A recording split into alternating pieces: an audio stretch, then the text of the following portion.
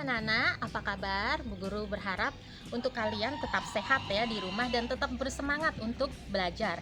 Nah, kali ini kita akan mempelajari mengenai kalor dan perpindahannya. Selamat menyaksikan ya.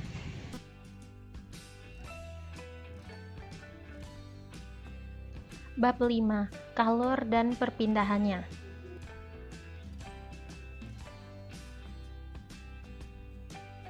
Berikut ini adalah tujuan pembelajaran, yaitu peserta didik diharapkan dapat menjelaskan keterkaitan kalor suhu terhadap perubahan suhu dan wujud zat dengan tepat dan teliti.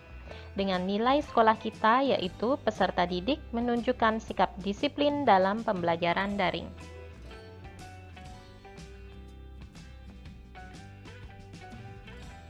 Kalor ini adalah energi yang berpindah akibat perbedaan suhu. Perpindahan energi terjadi dari suhu yang tinggi ke suhu yang rendah. Artinya, dari tempat yang panas ke tempat yang dingin.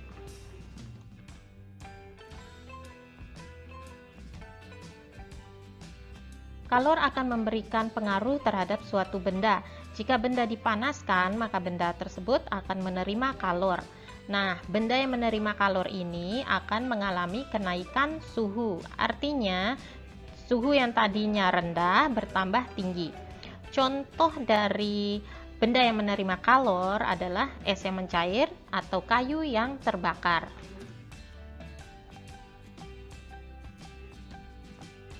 Benda yang didinginkan akan melepaskan kalor. Dengan kata lain, benda yang melepaskan kalor ini akan mengalami penurunan suhu dari suhu yang tinggi turun menjadi suhu yang lebih rendah.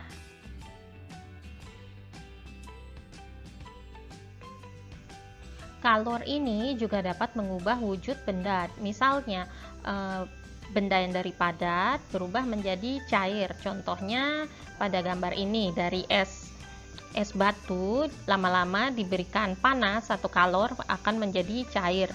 Nah, ini sudah pernah Bu Guru bahas mengenai materi perubahan wujud zat ya. Jadi ini hanya Bu Guru mengingatkan kembali.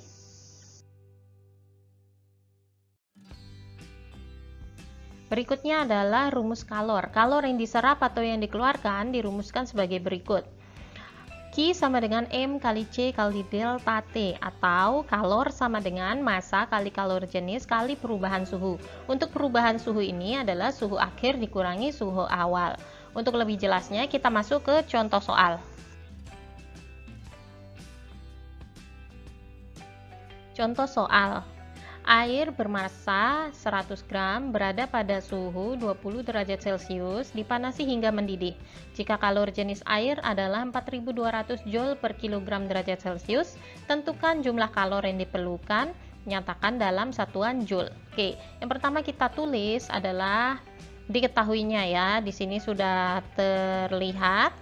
Yang pertama ini yang di atas ini adalah yang diketahui. Yang diketahui adalah massanya 100 gram. Ini ya, massanya 100 gram. Kalian ubah menjadi kilogram. Jadi menghasilkan 0,1 kilogram.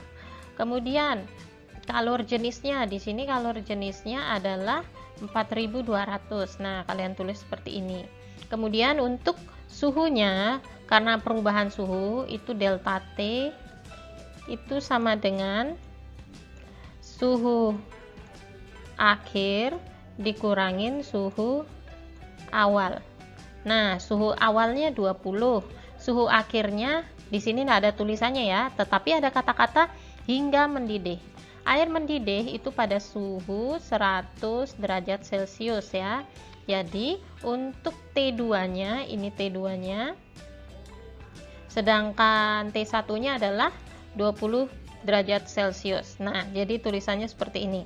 Yang ditanyakan adalah jumlah kalor yang diperlukan. Berarti yang ditanyakan itu adalah Q-nya berapa.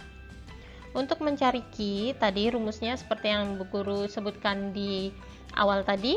Q sama dengan M kali C kali delta T, atau massa kali kalor jenis kali perubahan suhu. Tinggal kalian masukkan massanya 0,1, kalor jenisnya 4200, untuk perubahan suhunya suhu akhir dikurangin awal. Nah, Setelah dihitung akan menghasilkan 33.600 Joule. Seperti itu caranya ya.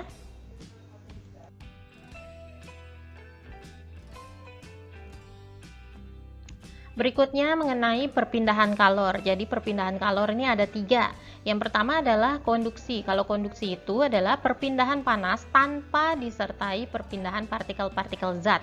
Contohnya adalah besi yang dipanaskan akan menjadi rata panasnya. Nah, contohnya seperti pada gambar berikut ini.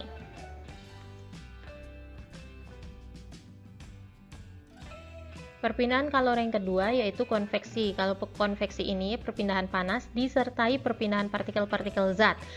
Terjadi pada zat gas dan cair. Contohnya pada air yang dipanaskan.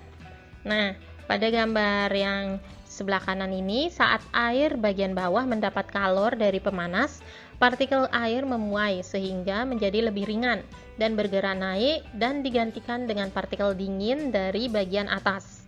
Dengan cara ini, panas dari air bagian bawah berpindah bersama aliran air menuju bagian atas. Nah, proses ini disebut dengan konveksi ya. Pola aliran air ini membentuk arus konveksi. Perpindahan kalor yang ketiga yaitu radiasi. Kalau radiasi ini adalah perpindahan panas tanpa melalui zat perantara. Contohnya, tubuh akan terasa hangat ketika berada di dekat sumber api.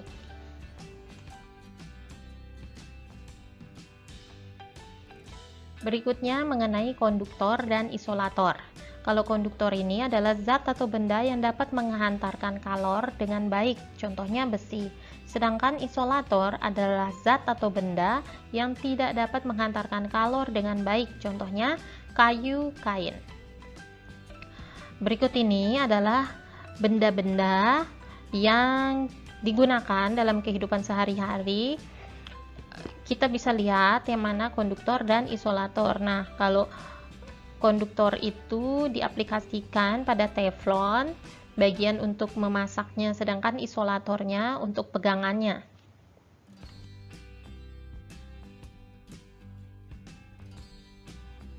Setelah kalian menyimak pembahasan guru mengenai kalor dan perpindahannya, berikut ini adalah latihan soal untuk kalian agar lebih mantap lagi ya mengenai materi ini. Ada 2 soal saja. Yang pertama, kalian diminta untuk menghitung kalor jika yang diketahui ada massa, suhu, dan kalor jenisnya.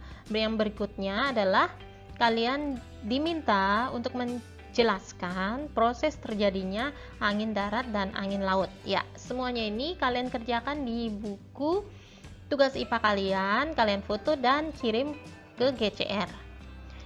Akhirnya Bu Guru akhiri pertemuan kita kali ini. Tetap semangat dalam belajar, tetap sehat ya. Sampai jumpa lagi.